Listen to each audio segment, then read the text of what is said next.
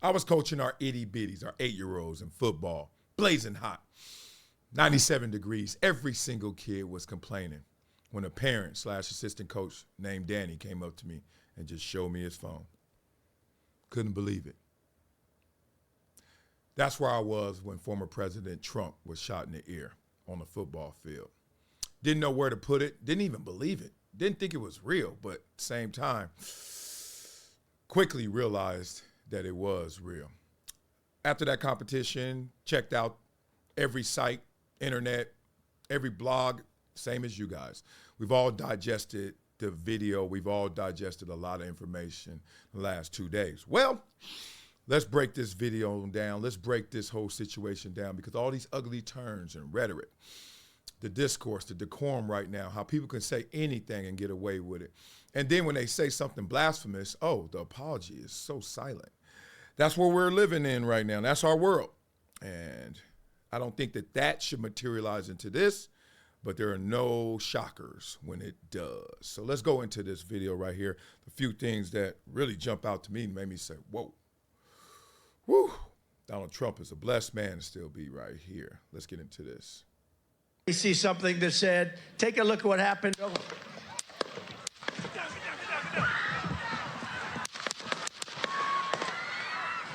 Now, there were 3 shots at first. I'm assuming by, obviously, the gunman who was killed, because of those next 5 shots that happened that came from the Secret Service. That's my assumption right there. And as you can see, there's that scream right there must have been the person who saw the innocent bystander killed. Moving to spare. Hold. When you're ready. On you. Ready? Move. Up. Move. Go. Up. Hawkeye's here. Hawkeye's here. Move it to the spare. Now, they wanted to move. We ready? They didn't know what was up with the shooter, though. That's why they didn't move. Now listen. Shooter's down. Are we good to move? Now it's time to Let's move. move. Let's move. We're clear.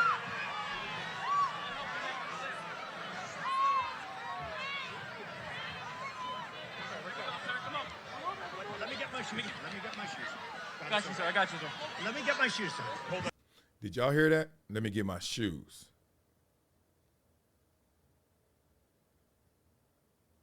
The man got shot out of his shoes. Your head is bloody. So we gotta move to the bus. Move to the bus. Let me get my shoes. Okay, my shoes down. My shoes. Watch out. Wait.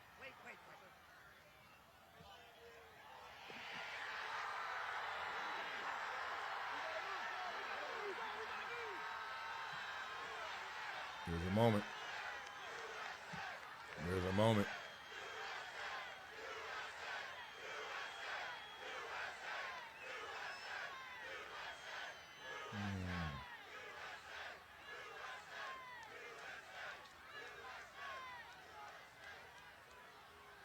Now, there's a moment there in a world and in a culture where we celebrate 50 Cent getting shot 9 times and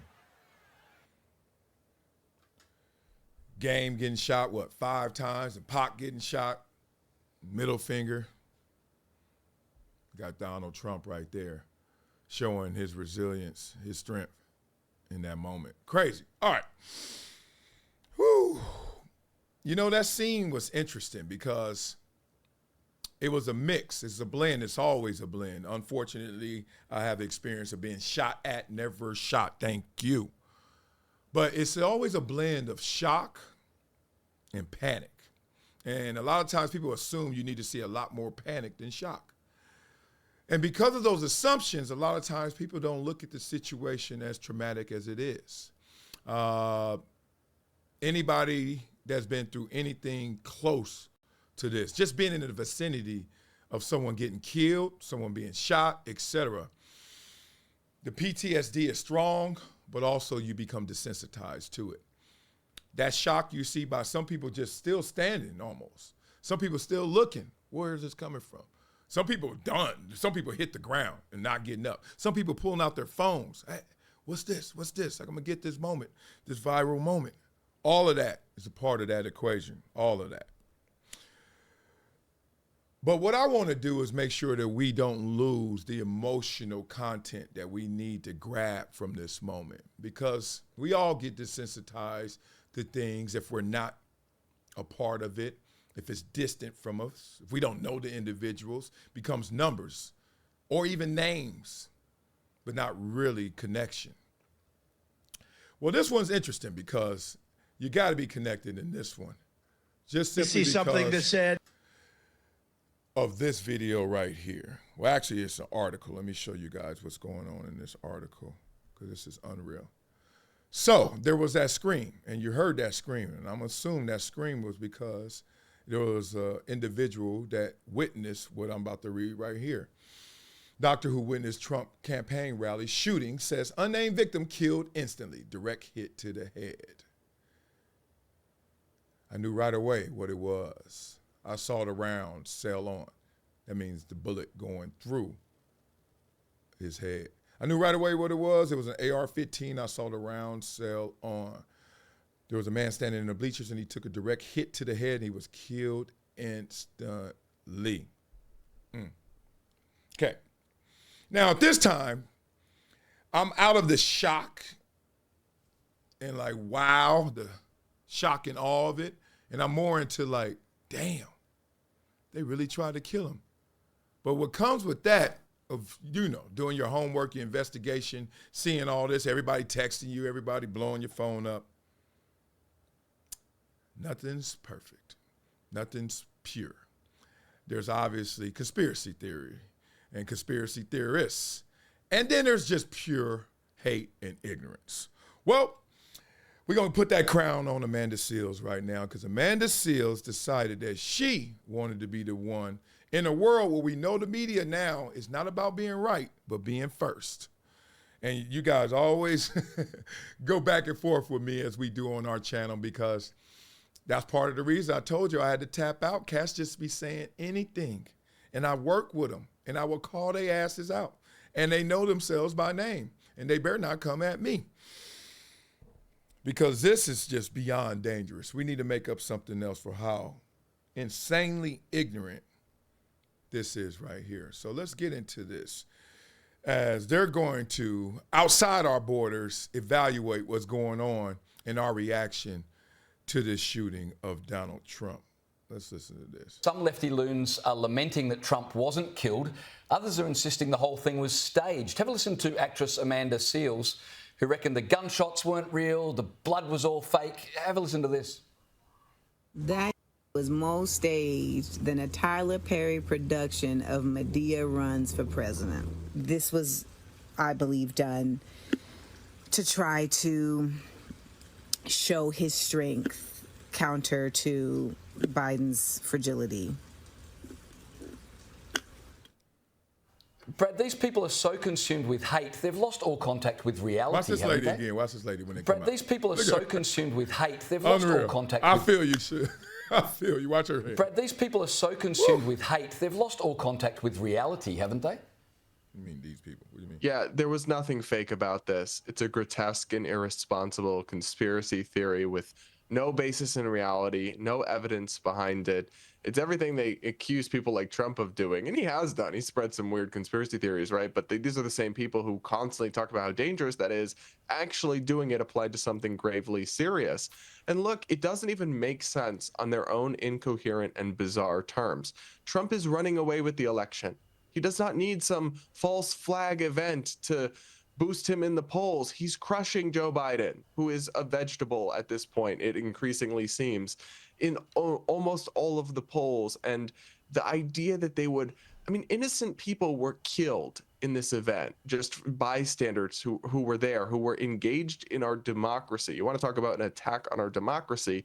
This is actually one of them. And we have people conspiracy theorizing that this was all some setup. I mean, it's total brain rot. It's total madness, it's total lunacy, and it demonstrates a complete deficit of respect and common decency. And from people with a platform to do this kind of thing in the aftermath of a national tragedy, it's just beyond disgraceful, if you ask me. And we live in a time of cancel culture where misgendering someone or an offensive tweet from 15 years ago can often get an actor or an actress fired. What consequences will this young woman face? Honestly, I mean, I doubt they'll have the same energy when it's something about Trump, but I could be wrong. Yeah. All right, let's leave it there. All right. Let me not be guilty of what they're guilty of. And this is the problem. And this is how we get to moments like President Trump, former President Trump. Well, who's going to be this president again? Come on, y'all, stop playing. Being shot in the ear. I don't want to be a hypocrite. I don't want to be guilty of it. And it's so tempting to do. When pointing out someone else's issues, someone else's hate, you become hateful yourself. You get in a relationship, you ever get in a relationship and somebody did you wrong and you do them wrong to show them they did you wrong. We don't get anywhere like that. That's where we are right now in this country. Like, they kept saying these people, and they ain't mean black. They meant like Democrats and liberals. And this whole grouping and labeling is just the beginning of the ignorance, of the madness. Because once you can say group them, all of a sudden you got more strength, right? You could attack that. I can attack the group. Oh, I'm not talking about him. I'm not talking about her. I'm talking about them. Mob mentality. So I am very careful of even when I criticize somebody, and please catch me when I mess up. Please check me when I'm wrong, because I do not intend to do it. I intend to point out wrongs. I intend to highlight things. I intend to magnify great things so that we can get our levels back, that we can respectfully disagree. And that's what I do. That's why I never come out, I hate somebody. And people want me to say it when I disagree with somebody with a lot of their issues or things that they said. But I don't hate them because that's not all of who they are. I do not care for Amanda Seales. There's probably no one I know with platform that I want to see less of than Amanda Seales, but I still don't hate her. One, I don't know her. I've seen her a couple times, whatever that is. I don't know her. She went to Columbia. I went to Columbia. Whatever. But I don't hate her. And I don't want any ill wished on her or any ill to her. I just want her to either check what she's saying or stop saying it. Wherever you are lounging and just decide, hey, let me be first to this story so I could get a viral clip out there and say this was all staged. This was all just a hoax. And somebody got their head blown off, and that's what you want to say? How loud has her apology been? And it's not just her. And I'm pointing out her, as I tell my kids when I coach. I will not make an example out of you, but I will use you as an example. Now listen to that again, kids. I will not make an example out of you, but I will use you as an example. You mess up, oh, we're going to talk about it. Because we all need self-correction. And we need that self-correction by looking at someone else and their reflection and seeing what we're up to. So I'm not going to come out here, these people. That's what's the problem. Dog, go in the booth, vote for who you're going to vote for, get your ass out, and let's go get a drink. It's not that deep. You got 2 votes? Do I have 2 votes? So why are you complaining? I vote for who I vote for, you vote for who you vote for, and let's do the best as we can as citizens of this country. That's simple. But nah. I know it was one shooter, but doesn't it feel like more people are responsible for this than just that one shooter? And I am not absolving him of responsibility. But it just feels like the rhetoric is making that a hair trigger. You get what I'm saying? The way we talk about people we don't like, the way we talk about people and things we don't like we just getting away with it. It's because there's really no censorship on the internet. There's really no censorship in social media. Not to the degree it should be. Let's just say that. The level of refrain that we had in yesteryear is long gone, and that's the problem. We live in this attention-based society, and because everybody wants attention, people know what gets more attention. The pretty girl found that out real fast when she went to the club. Oh, just wear less and get more love. What? I got to do what? I just can't be pretty or just stand in line? No. It's a whole game with it. just like there's a game with attention.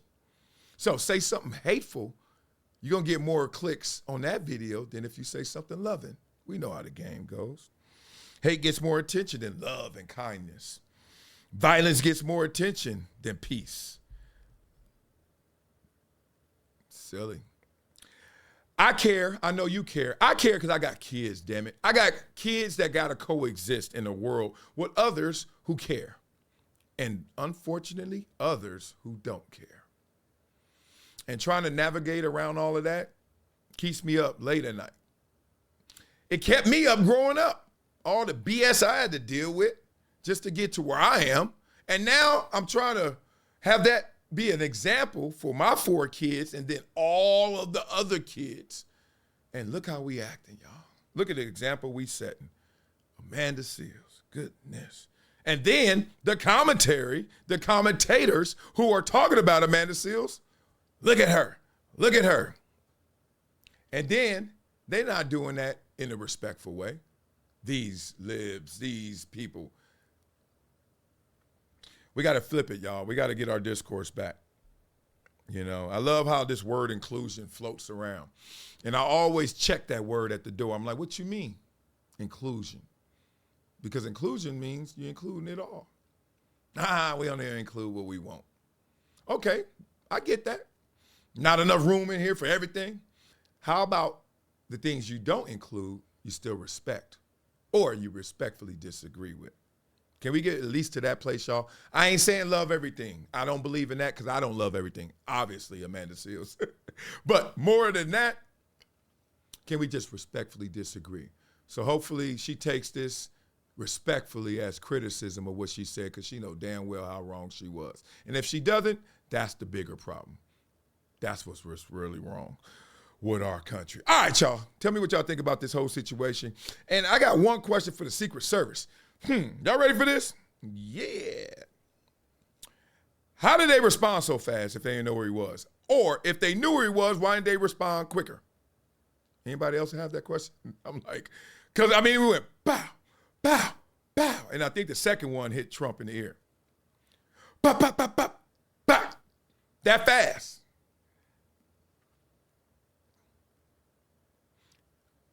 I know they are beyond highly trained. They knew where that was coming from. They knew it, aimed, fired that fast in 2 seconds. And y'all didn't have any idea, indication of where he was. I know there have been reports. People have told the Secret Service somebody was climbing on the roof. Could have been the Secret Service climbing on the roof. Could have been the shooter. But the point is, damn, he's outside the perimeter. Back, back, back. Dot, dot, dot, dot, dot. You didn't know that was... Y'all tell me. Beat it up in the comments. Let's talk about it. All right, y'all. Have a good day. Boy, gone.